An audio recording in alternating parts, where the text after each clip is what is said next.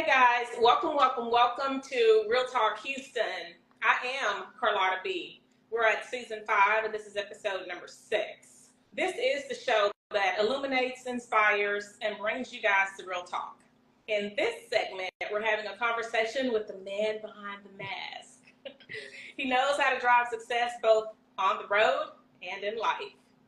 Our guest tonight is Rashid Floyd. He's a public figure. He's a proud boy dad, reality TV star. He's also appeared on Dancing with the Houston Stars. Yes, guys, he has some moves. He's also a luxury car sales expert. He has years of experience turning high-performance dreams into reality.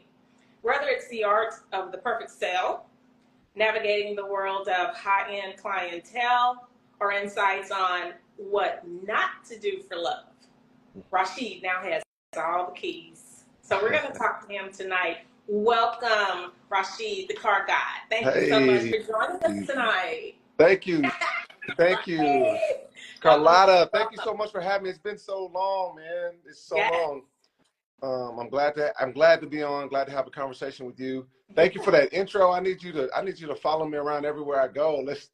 I need that recorded or something. Every time I walk, like get up in the morning, I need that to play so I can remind myself of all that I got to try to figure out and accomplish these days.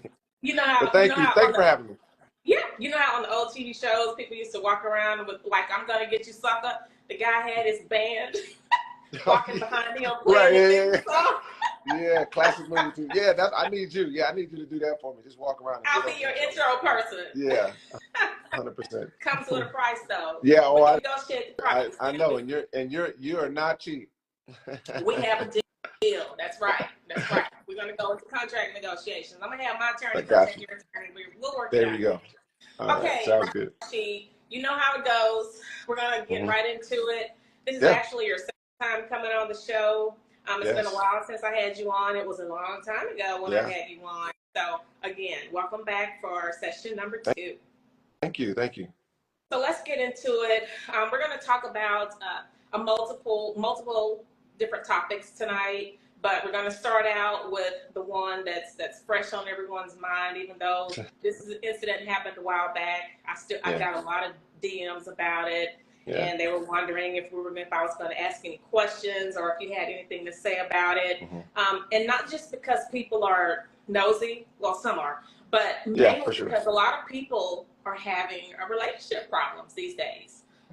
You know, people are getting in situations and a lot of people need help and advice. So we're definitely going to tackle that topic. And I want to start out with that. The first thing I want to ask you, in case there's some people out there that doesn't know, Rashid was engaged a while back, and the relationship, split. They went their separate ways, and the engagement ended. So hence the questions, you guys. So my first question to you is, how are you holding up emotionally and mentally after the breakup with your fiance? Well, thank you for, I knew this was going to, the elephant in the room, so let's get it out the way. So thanks for doing that right away. But no, you know what? It's, what's crazy, we talked before, we aired, it's been 1.5 years now, like since that happened. Time goes, time flies, time waits for no man. So initially, definitely it was tough. It was a lot to go through. But on this side of things, I'm great. I'm in a great space, mentally, physically, emotionally, financially. Like everything has kind of worked in the betterment of myself and my close family and my son, as you mentioned earlier, around me. So that was my primary focus, to be okay, me personally, and then make sure my son's okay and he didn't miss a beat. So that's the most rewarding to where I'm at now. But yeah, you have to go through a lot of stuff, a lot of, being a public figure and having a very public relationship and a very, very public breakup. Not only most times, people who are not in that type of limelight can, as they say, go cry in the car.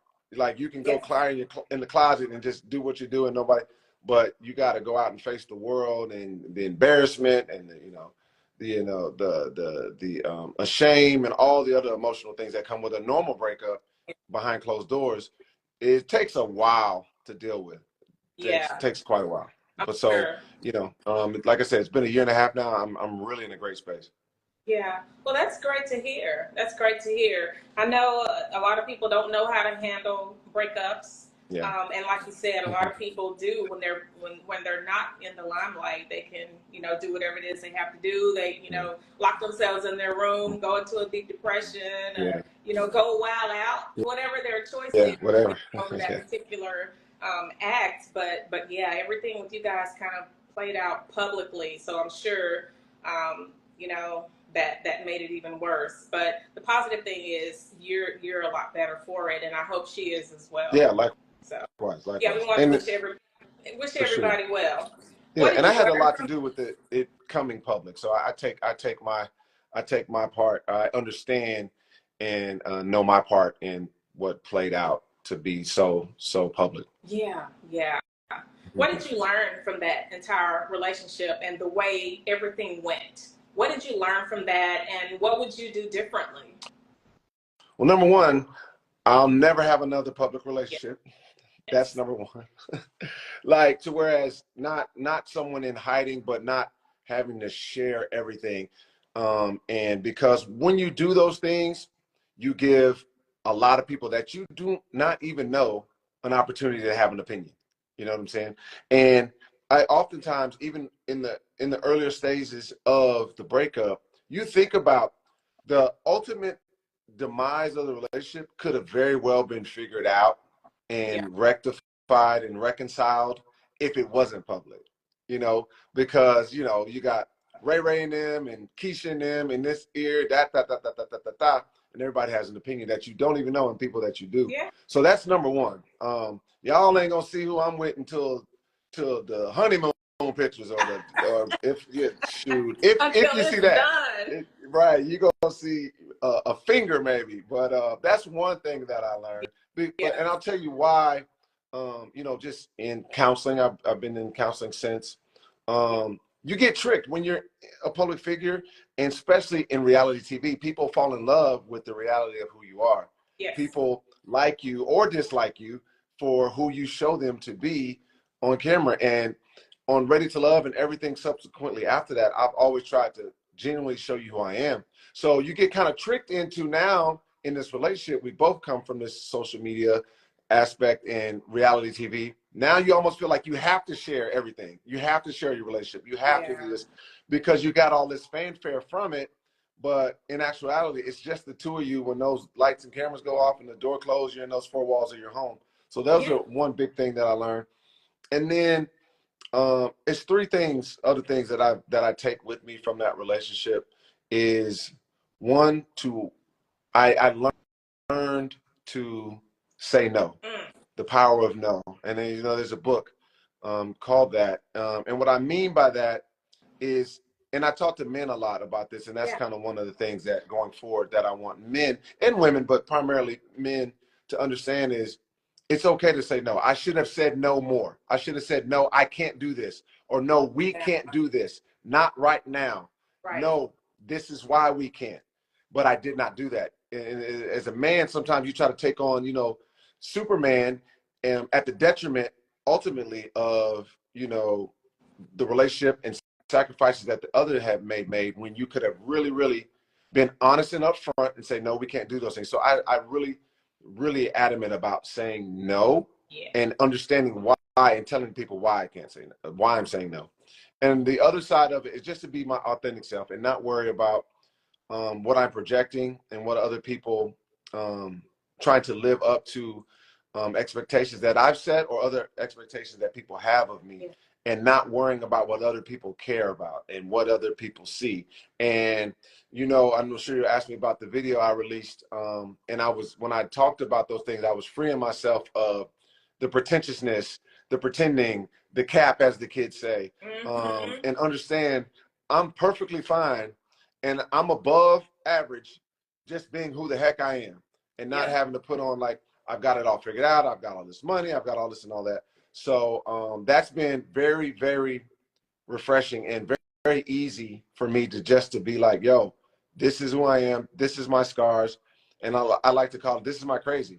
Yeah. And because now dating, I want to know, because we all got something. Yes, Something's we do. going on. We all got Yep. something. So if you know my crazy and up front, and I know you're crazy up front, maybe we can figure this thing out and pull in the same direction versus a tug of war because I've lied or misheld information or withheld information and stuff like that. So that would be another thing. And then lastly, I would say just to understand that I need to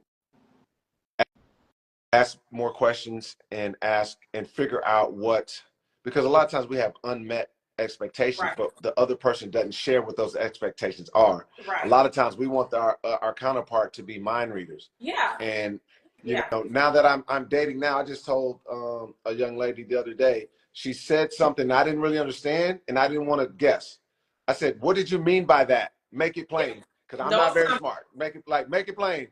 And then so we can figure this out. So those are some key components that I took from it, amongst other things. But you know, those are the primary things that kind of helped me through that, and then helped me in dating now. Yeah. Do you find that when you're out there dating that people do not have pure and authentic intentions, or they're just maybe dating you because of who you are? Or how do you weed out those people that are authentic, or the ones you think that are authentic? And do you see like immediate red flags in anyone, like if you're approached? Right. So it's easy for me because I put all of my business out there anyway. So, you know, so it's very easy for me. So when I do meet a young lady that I'm interested in, I'm very, very transparent. And I'm going to, because one or two things are going to happen, in my opinion. One or two things are going to happen. I'm going to give you, like I said, I'm going to tell you my crazy, or tell you what things, challenges that I've worked, that I've gone through in relationships and have worked on and better for it. But some things that are just the core of me that will always be there, because some things we'll just never be able to change, and I understand that. But when I force feed that into the conversation, if a real person that's truly into it for the right reasons, they'll reciprocate that. They'll be like, oh wow, this is a safe space. So let me tell you what's going on with me, things that I have to overcome, my shortcomings. For those who don't, either you don't hear back from them, or you can kind of, you know, if they give you stuff with a long-ended spoon, then you kind of feel like, okay, maybe they're not fully ready, or they're not even coming with the right intentions. So that's kind of what I've been doing. And it's almost like, you know, I'm going to give it all to you. You know, you try to be strategic. I don't want to run you off the first time I meet you, but it's pretty soon in the conversation, I'm going to kind of get to the meat and bones of it. You got to be real about it. I think that's a lot of, like you already said, I think that is that's one thing that throw couples off track, is that neither one of them are honest up front. They're too busy trying to impress each other. And, you know, some things may not be true. And it comes out later. And when it comes out, it's a train wreck. It's a train wreck. So people just have to be honest, because at the end of the day, there's someone out there for everyone. So you don't have to force, you know, a square peg into a round hole. Not at all. Just happen, you know? Because I think if you do that up front, again, this is something that I've adopted. If you do that up front, it gives the other person options. It's like, because if you withhold this stuff, and then now feelings and emotion and love and all this stuff comes into play, then it can become a train wreck. Because another thing that I've learned over this, boy, it's true. Like the movie, like the song, it is a very, very thin line between love and hate. Yes, it is. Boy. I mean, I never knew how true that was until going through the recent breakup.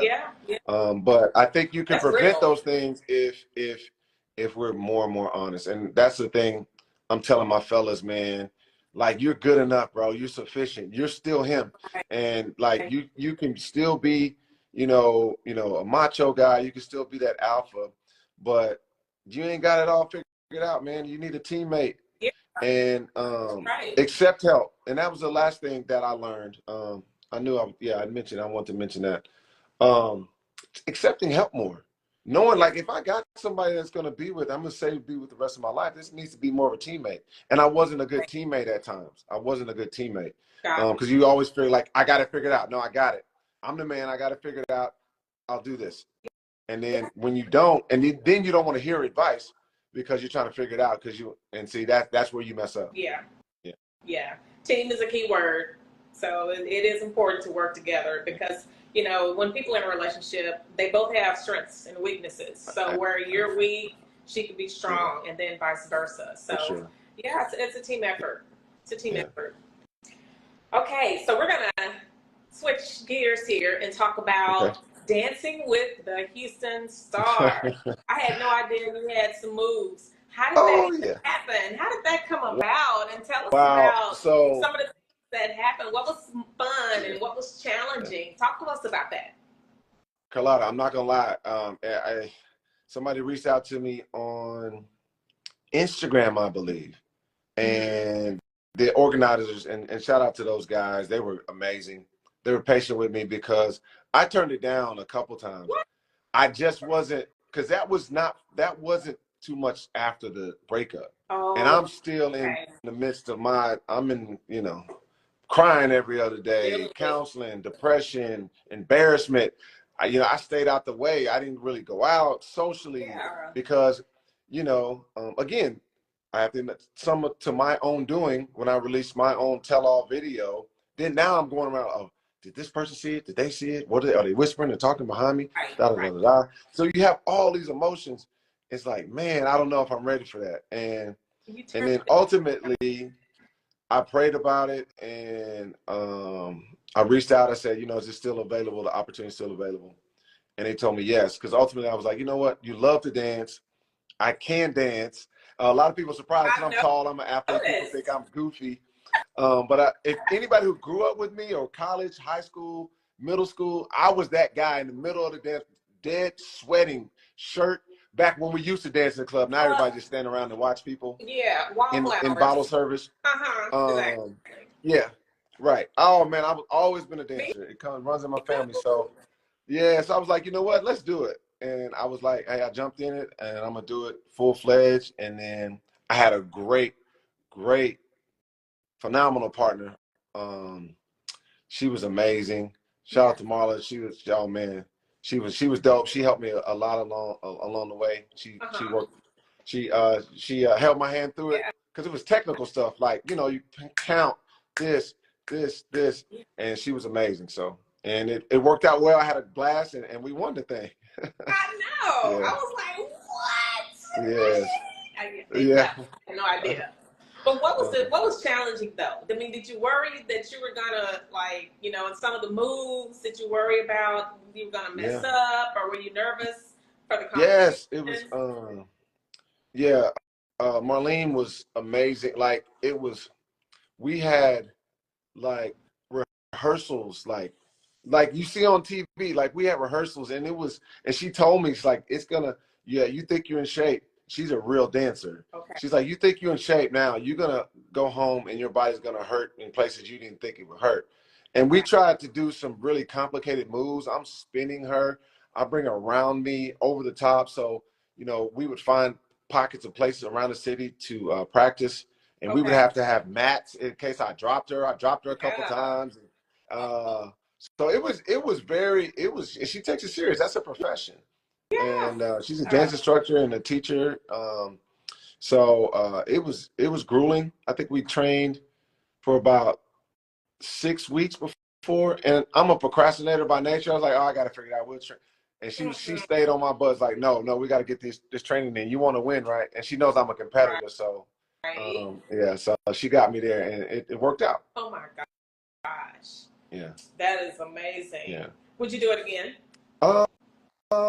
Sure. Yeah, I definitely would. Yeah, I enjoyed it. I did. Mainly because you are a dancer, and now that I know that, and you really love to dance. So for you, that was kind of right up your alley. It's just the whole choreography thing and memorizing it and getting it down and perfecting. And that's how I talked myself into it. That's how like, Rashid, this is your thing. This is your lane.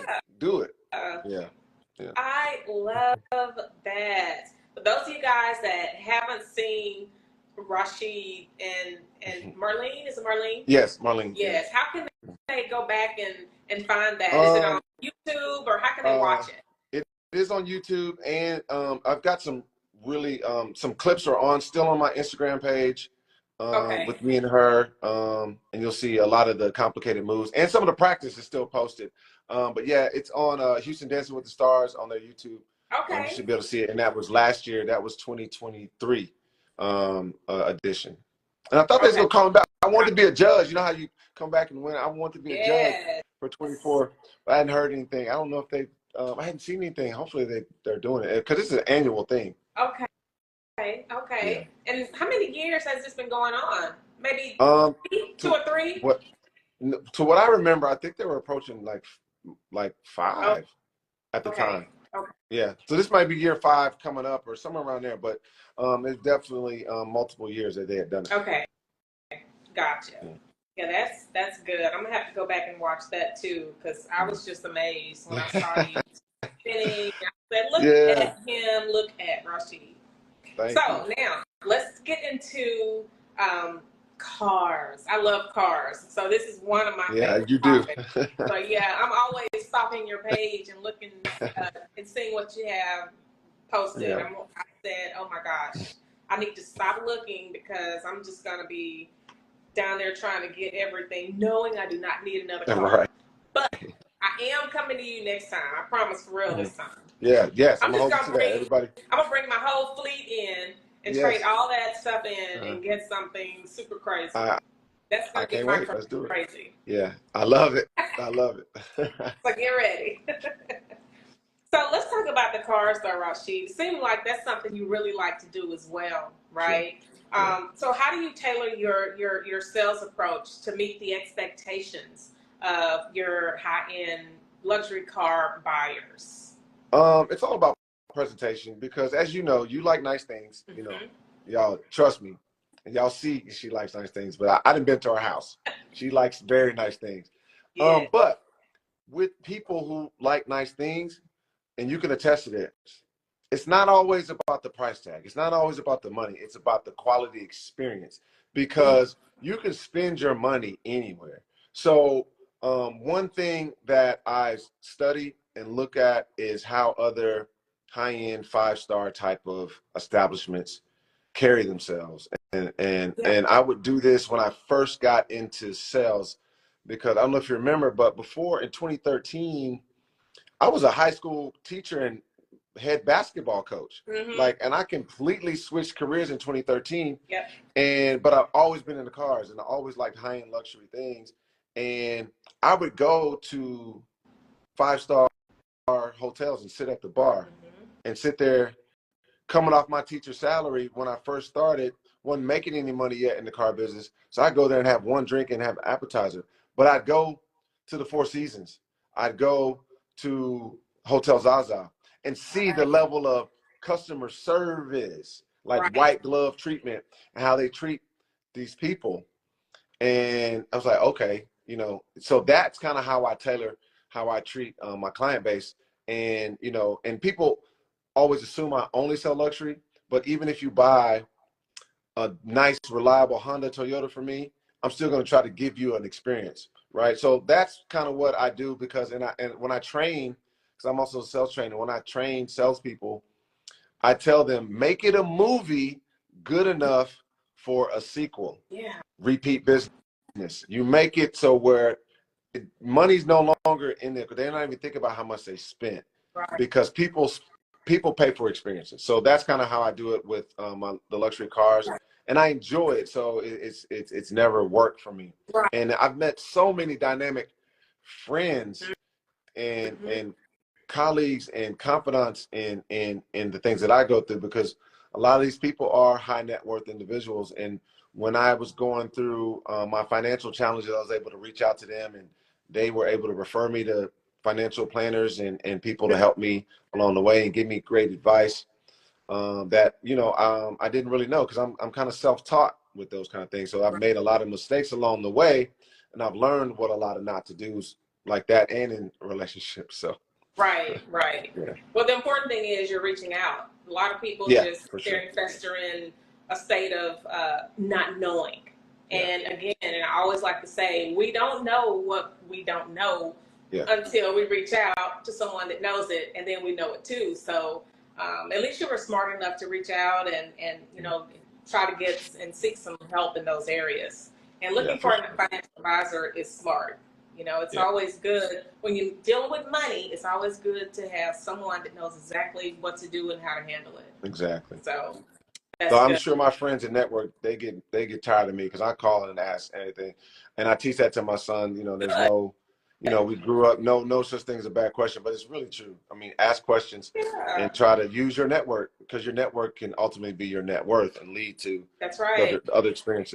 That's right, and that's what they're there for. So each one teach one. Yeah. So that's good. Are you able to? I know you've had some really interesting clients from your car buying experience. Are you able to tell us a couple of your top 2 exciting clients that you've had? I'll tell you. One of them just organically reached out to me after the show. It was a couple of guys, investors, Black entrepreneurs and investor hedge fund guys, in the tri-states, New York, New Jersey area. And this is my biggest sell at the time. They reached out social media, and you know, they liked me from the show, and they liked subsequently after the following for the Car God stuff. And they contacted me, and they wanted what did we get? We got 2 Bentleys and 1 Mercedes and one sale in New York, and they could have bought it from anywhere, anybody, and they bought it from me, and I shipped them out there. They flew me out and put me in a hotel when the car arrived, and you know, I did a whole presentation. So those guys, and they're friends now. They're friends, and they're coming. A couple of those guys are flying in for the party in November in a couple of weeks. So that one was a super interesting client. And then, you know, a lot of athletes and stuff like that. Chris Paul's of the world. He signed jerseys for my son. Darren Fox, who's a Houstonian, plays for the Sacramento Kings. Done a lot of stuff with him. They signed jerseys for my son. So again, I'm using my network. I'm asking questions. And try to, because you know, these guys become, you know, I wouldn't say friends, but more than enough, they'll pick up the phone and answer a text when I reach out. You know, and, you know, that's all you can ask for, because I've taken care of them as well. I've met their needs and wants and requests. So that's kind of a you know, a little handful of a few people. And that's good. That's great. I know there's plenty more, but I also noticed on some of your vehicles that the plates are personal plates. Is that something? Is that one of the things that you do as an added personalized service? Or that's a little twist that I came up with a couple years ago, just to, again, just brand it the experience, so they'll never forget about it. And people trip out. You'll see in some of my videos, people are like, oh my God, it's just like a little you know, little hack that I came up with that I can edit it. I mean, these aren't legal plates. I take them off before they leave. But half the time, these people now, they go try to get the actual plate to see if it's available. But, you know, it's a good photo op. It's memorable, because a lot of times at the level that I sell, the cars that I sell, these are bucket list items. These are people, you know, you'd be amazed how many people say, I grew up watching this, or my dad had a car like this, but you know, as a kid I used to have to sit in the back seat, or my uncle. I've always had a dream to get this car. So I try to make it as memorable as possible, so they keep coming back, and they talk about their experience, and that's just more repeat and referral business. So yeah, that's a little add a little bonus to add. That's good. Making customers feel special or leaving a lasting impression is always a plus. That's always a win-win. So that's very, very smart of you. Very smart of you. Worst customer. You had a situation where you've had someone to come in and it turned out to be a nightmare. Anything comes to mind that was just a total nightmare customer to deal with? Man, let me see. I mean, there are. I'm just trying to pinpoint, because with the good, there's going to be some bad. You just try to get the good to outweigh it. You know what? Most of my horror stories are people that I wasn't able to tangibly meet and get in front of. Oh. It was an internet lead or a referral, someone from out of town, Okay. right? And those are more difficult because it's harder to meet all the expectations, because sometimes things can get lost in translation via text, via email, blah, blah, blah, expectations, just like relationships. So I had one good old boy in Nacogdoches, Texas. And a lot of times these people are mad at themselves, but they project, because I'm gonna tell you everything up front, and then once you question me on it, I'm gonna say, remember, here's what I sent you or told you right here. And I think I told him, hey, leave me a deposit on this car, because until you give me money, until I have money in house, I do not hold cars. I'm not holding a car for you off of your word, because oftentimes I've been burned, because I've been in this 11 years now. You tell me hold a car while you're shopping for other cars. And I've held this car, and now I've missed another client. So I tell people that all the time, but sometimes, especially if you don't know me or refer to me, they think, oh, that's typical salesman talk. You just want me, blah, blah, blah, to just give you the deposit till you want to make the deal. Like, no, that's not the case.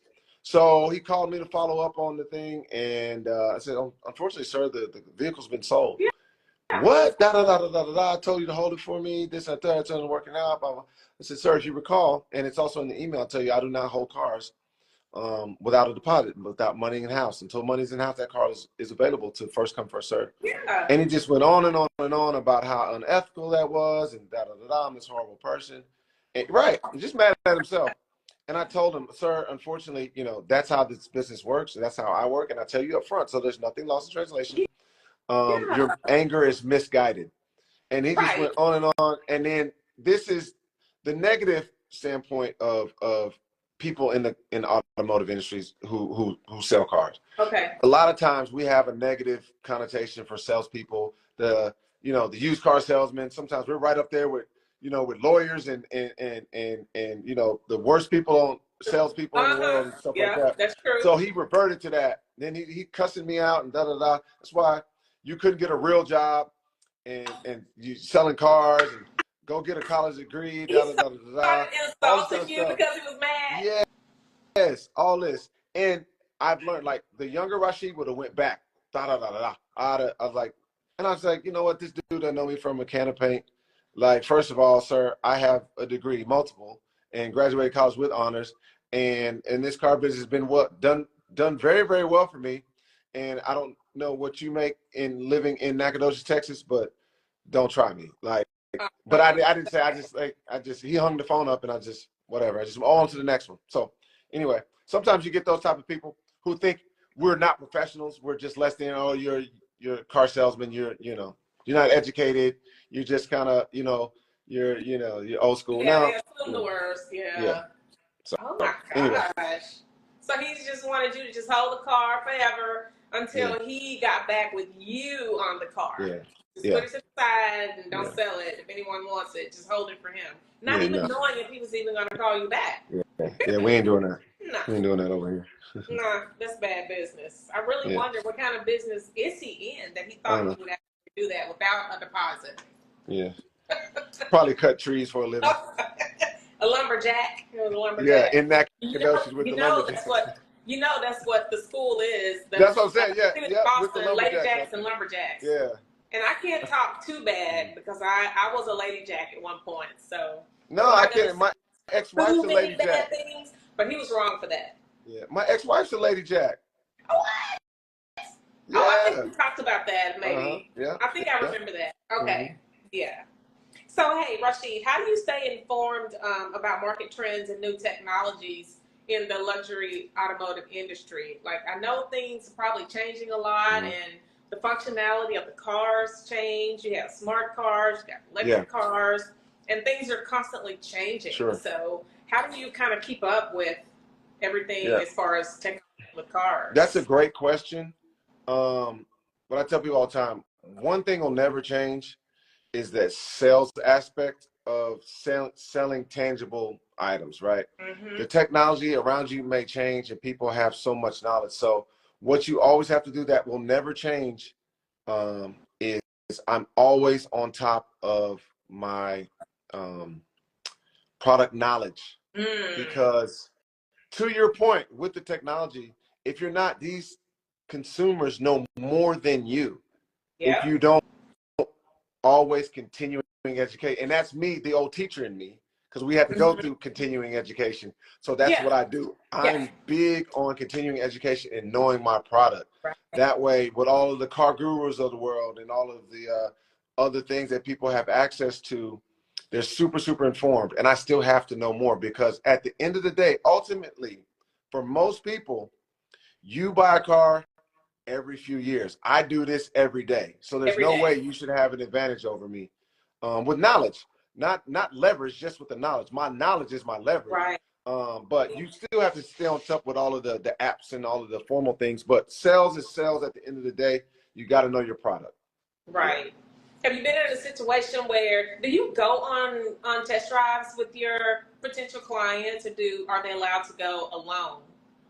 I try to go on every single test drive, every test Okay. drive. Now, if you have a request, hey, I just last month I had a customer, a couple who had a bad experience elsewhere with a pushy salesperson on the test drive, and it was for his wife, and she's already nervous driving a car that's not hers yet. And they asked me, hey, do you mind if we can?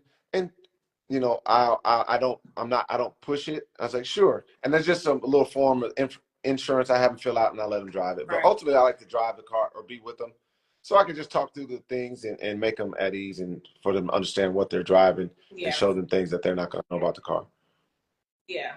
Yeah. Yeah. Have you been in a situation where, like functionality of the car, they ask a question about, well, how do I open the sunroof in the back? Or how do I let the side windows in? Have you been in a situation where they ask you a question about the functionality, a specific functionality of the car, and you didn't know how to do it? Absolutely. Because again, some of these cars, they're so technical and advanced and complex. There's a lot of buttons and knobs in these cars. Yeah, no, I tell people it's a cell phone on wheels, and they're always updating. You know, a new iPhone come out every 18 months. It's the same with these cars. But again, like one thing that I've learned doing this, and when I train and teach people, be okay not knowing, because when you lie, that's when you screwed up. So what I say, you know what? I'm not quite sure on that. However, as soon as we get back to the dealership, I will get you that information. Yes.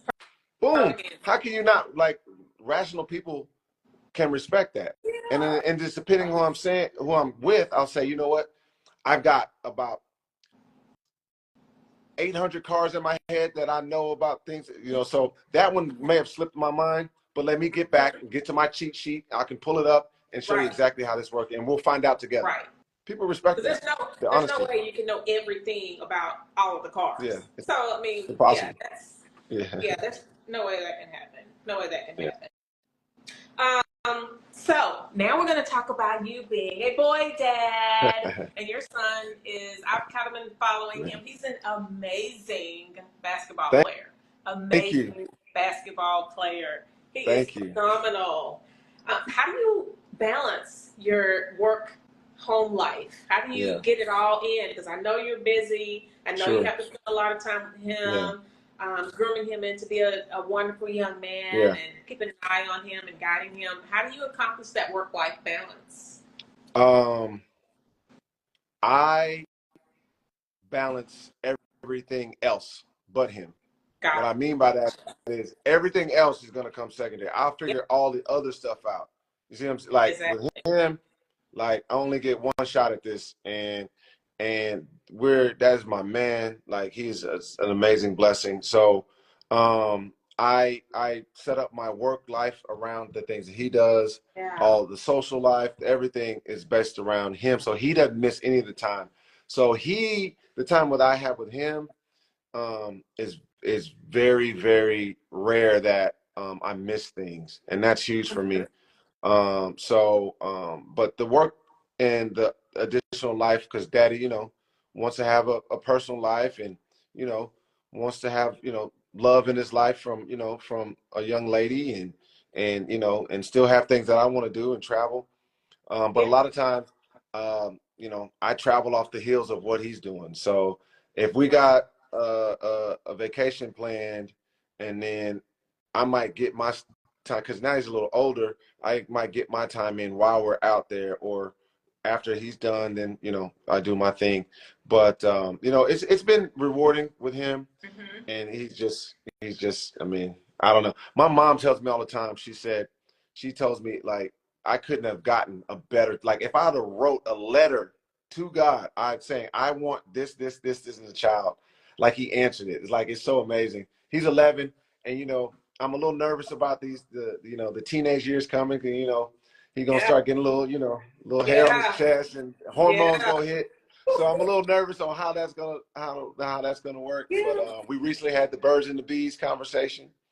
Yeah, Oh, because he started middle school. oh So, yeah. I'd rather hear it from You. me than the streets and all of the street terms and all the stuff. Yes. So, Yes.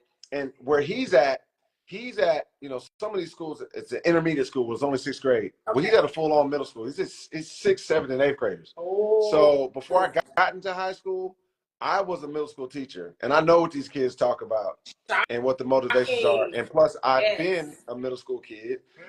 So it's just and I was so relieved to find, like, he was so naive, knew nothing. When I tell you nothing. Really? And I was like, dang, I could have held out a little longer. I was like, nah, he's in school now, middle school. So he understood, he asked questions, but I was telling you, Carlotta, he was like shell-shocked. He's like, wait, I didn't know all this was going to be going on in middle school. Yeah. I'm glad it was a thing. you prepared him. Yeah. I'm so glad, because I've interviewed a couple of teachers, and when I tell you, baby, I almost passed out from hearing their stories and what's really going on. It's a lot. I'm glad you had the conversation. Yeah. Because it's really scary. Scary. Yeah. Scary. It's a lot. And then it's a lot. And then as far as basketball, I don't force it. He just loves it. And he's just got a commitment level that I've just never seen in a kid his age. And I told him, if you want to do it, Daddy's going to do it. Like, Daddy, I'm going to get you there. Your talent and God-given ability is going to have to take over. But he's so disciplined and locked in at such an early age. And you know what it takes. You're married to a professional athlete. Yeah. And I have two boys that are athletes. Right. Yeah. And I was a big fan of your husband, man, growing up. Yeah. Wow. But he loves it. And we go, and for me as a dad, I try to pick up the mantle where my dad left off. And I tell this to other dads, man, do the best you can. Some of us are going to have more resources than others, but to me, I try to show him things that are tangible and real. So he wants to play at Duke. Okay. Why not? Nothing wrong with that. Somebody's going to play there.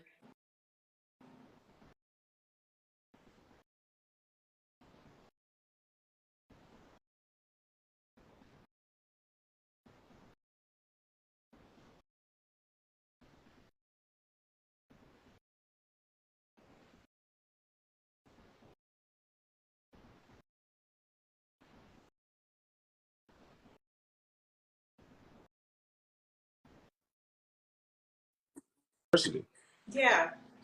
That's awesome.